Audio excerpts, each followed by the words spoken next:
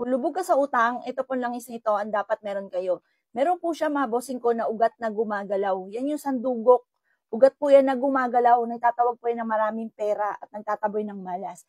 Ganon din po mga bossing ko, ito pong mabulaklak na kahoy, masaganang pamumuhay ang dulot at tagupaypay naman po mga bossing ko.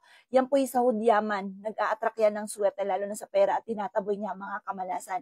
Nilagyan ko na rin po ito ng buto ng sinukuan mga bossing ko para malayo ka sa anumang kapahamakan. Lalo na sa taon ng 2026, Year of the Horse, dapat meron kayong mga pinulahan na ganyan.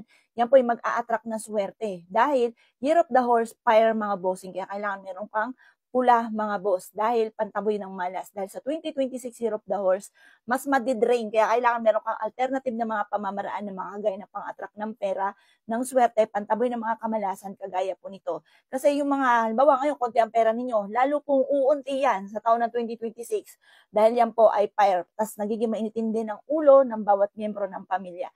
Kaya kailangan meron kayong ganito. Wala kayong ibang gagawin kundi ihahaplos sa palad tuwing umaga at magwi-wish mula sa puso nang walang gamit na sana, direct to the point ang pagwi-wish. 70 pesos lamang po namin to mga boss. Avail nyo na po ito mga bossing.